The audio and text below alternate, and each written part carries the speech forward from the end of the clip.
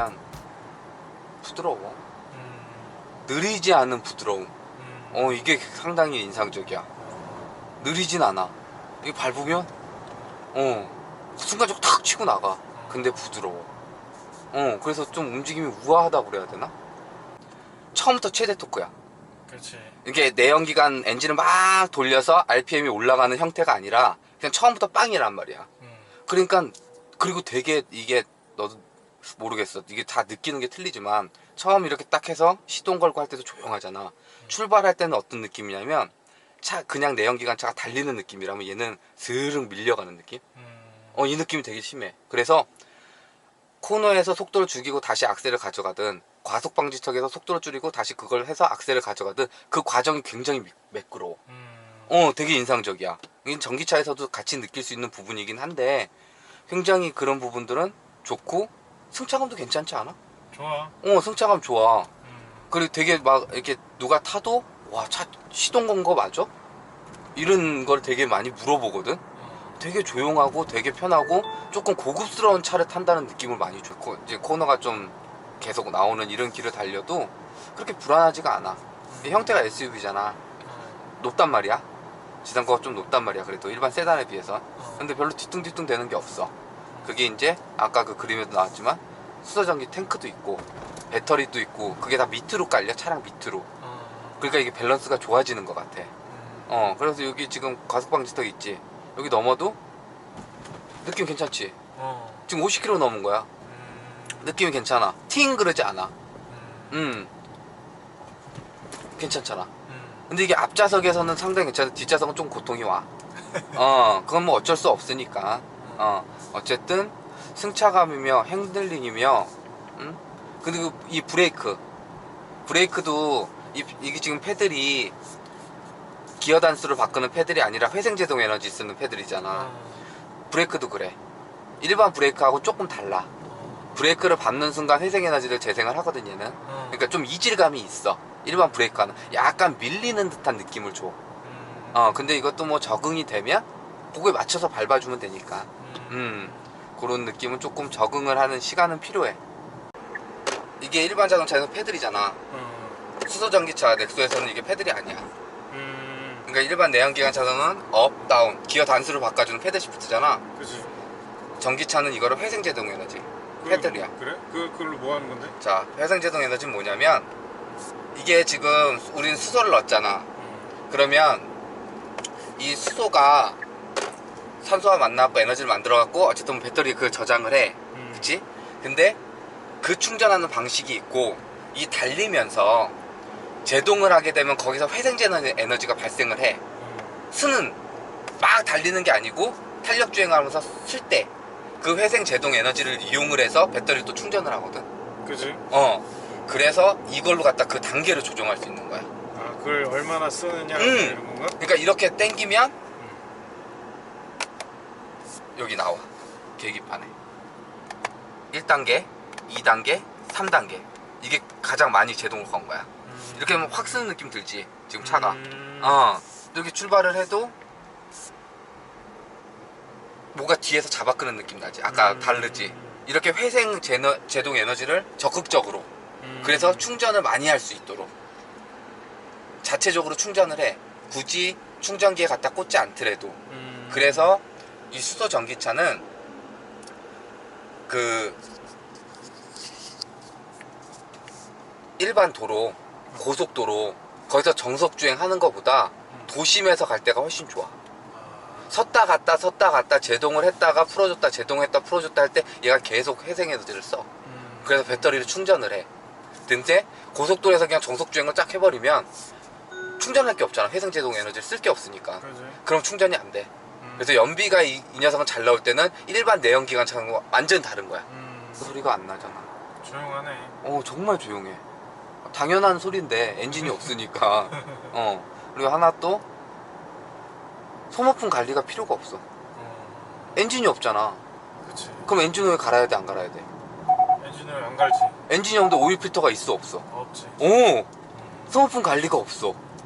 근데 브레이크는 똑같아, 내연기관하고. 그래서 브레이크 패드라든지 오일이라든지 이런 건 갈아줘야 되는데 엔진이 없으니까 나머지 그- 소모품 관리가 전용 부품 같은 거 좀 또 따로 막 보증 기간 좀 길게 해서 해주지 않나? 배터리 평생 어... 배터리 평생 보증이고, 나머지 것들은 뭐 전기 관련된 것들은 또 각각의 워런티가 있을 텐데 그것까지는 정확히 모르겠지만, 한 가지 조금 좀 우려되는 부분, 그거는 이 차가 많이 찍어내는 차가 아니잖아. 그렇지. 아직 인프라가 없기 때문에 많이 찍어내는 차가 아니야. 그래서 정비가 과연 신속하게 이루어질지, 지금 파는 내연기관 차와.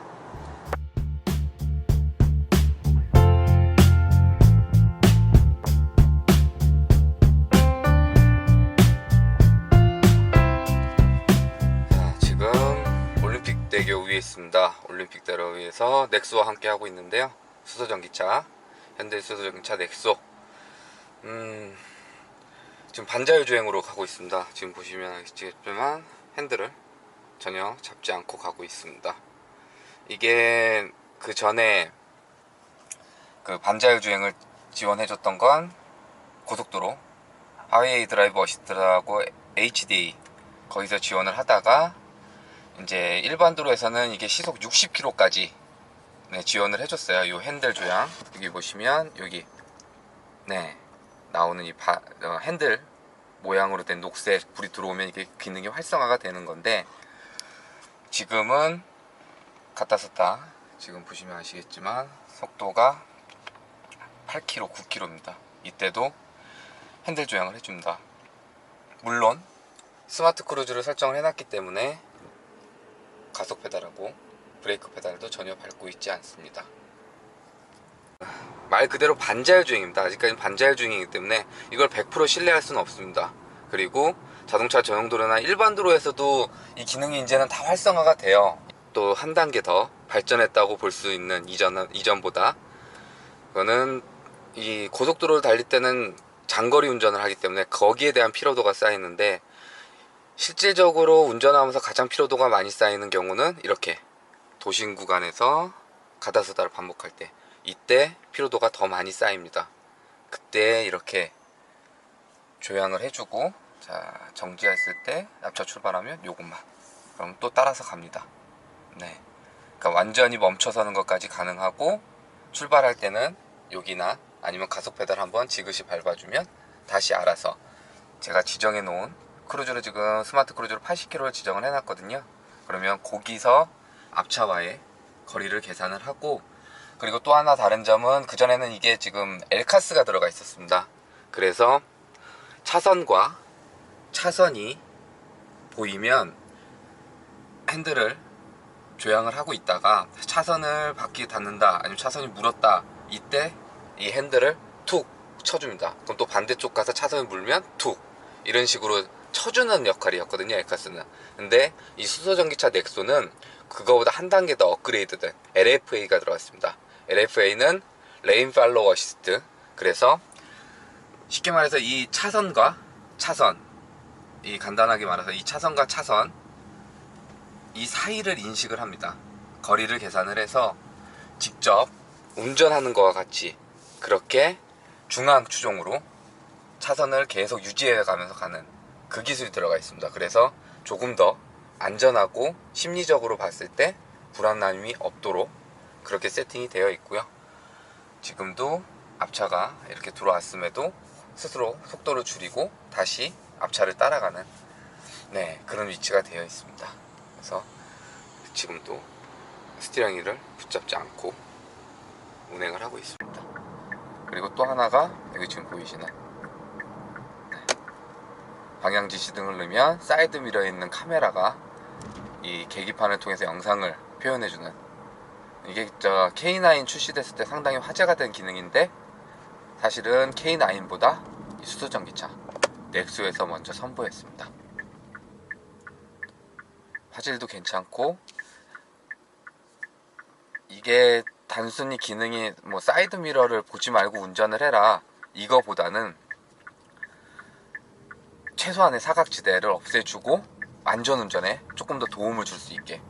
그리고 막상 처음에 보면 이게 좀 이질감이 있어요. 이거 사이드 미러를 봐야 되는 건지 계기판을 봐야 되는 건지 이렇게 좀 혼란을 주긴 하는데, 사용을 해보면 상당히 편합니다. 이렇게 왼쪽 깜빡이를 넣으면 왼쪽 방향 지시등을 넣으면 왼쪽 방향이, 오른쪽을 넣으면 오른쪽이. HDA라고 하이웨이 드라이브 어시스트, 고속도로 주행 지형 시스템이 들어가서 일정 시간 동안은 스티어링을 잡지 않아도 스스로 알아서 주행을 해주는데요.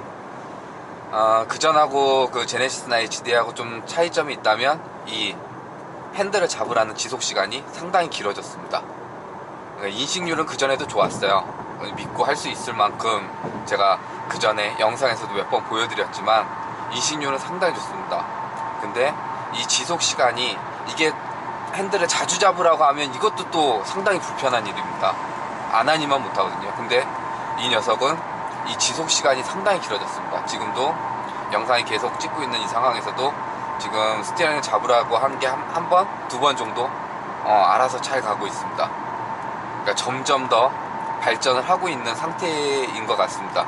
이제 앞으로는 이게 더 발전이 된다고 하면 내비게이션에 목적지만 설정을 하면 정말 알아서 차가 설정한 목적지까지 가는 그런 시대도 얼마 안 남은 그런 느낌을 주는, 상당히 똑똑해졌고 자연스러워졌습니다. 주행도, 이 반자율 주행 시스템도 최대한 직접 운전하는 것 같은 느낌을 줄 수 있도록 많이 세팅을 하고 갈고 닦고 있는 것 같습니다. 그래서 이전보다 조금 더 안전하고 믿을 수 있는, 그리고 이렇게 편안하게, 지금도 계속 핸들을 잡으라는 표시가 안 뜨고 있거든요. 네, 점점 더 발전하는 그런 시스템인 것 같고 상당히 유용하고 편안하게 쓸 수 있는 그런 기능입니다.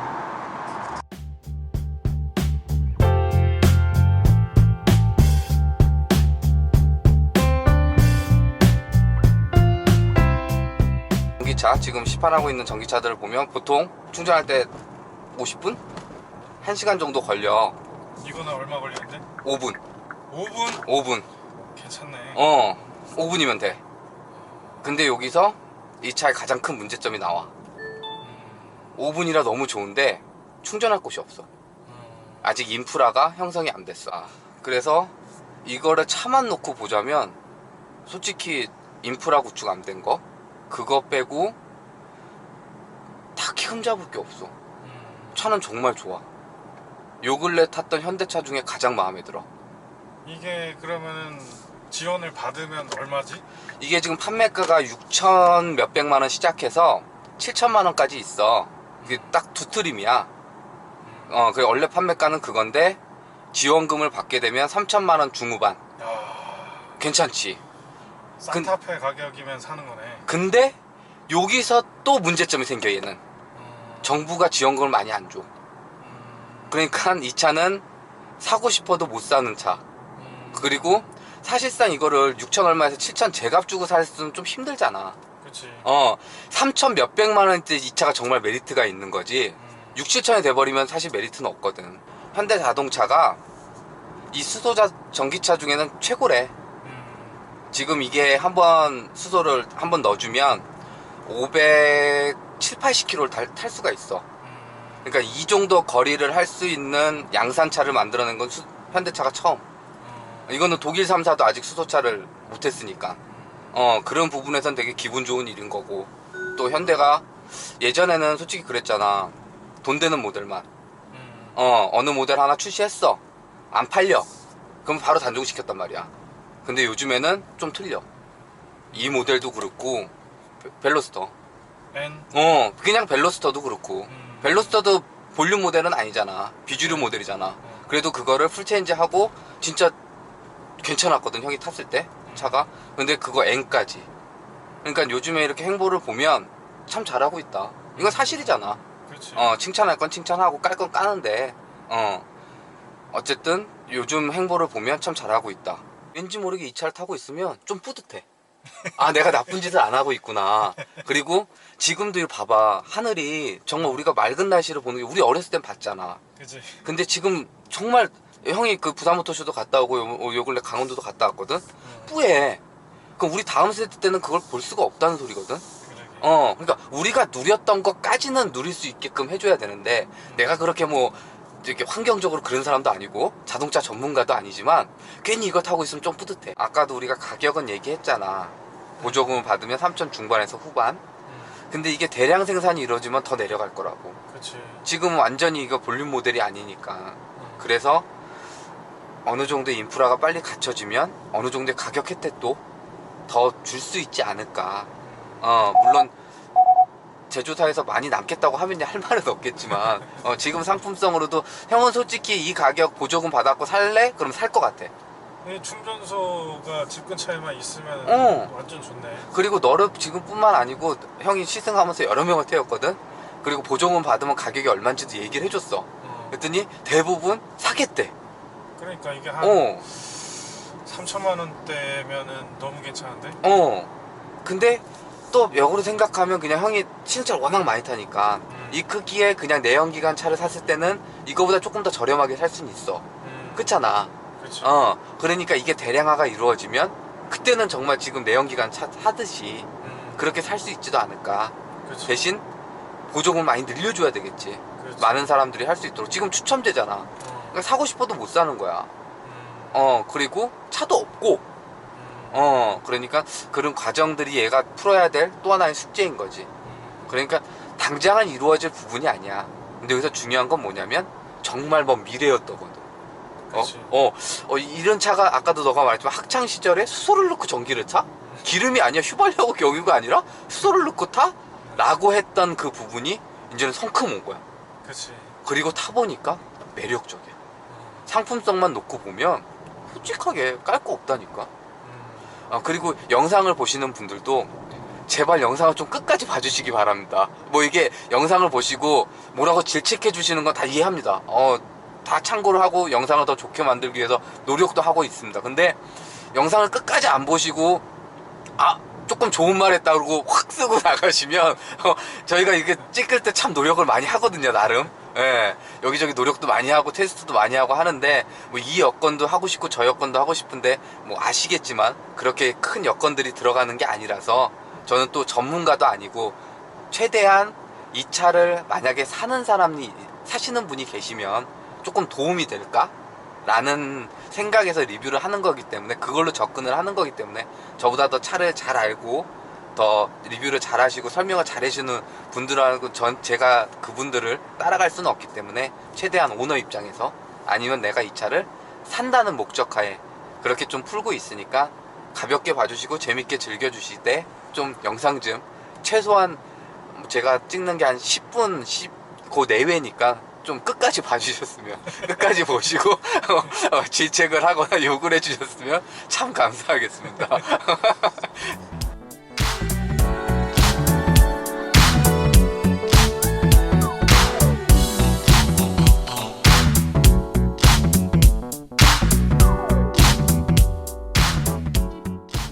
안녕하세요 시청자 여러분, 저는 레이싱 모델 한소울입니다. 저희 레드 RPM 레알TV 많이 시청해주세요.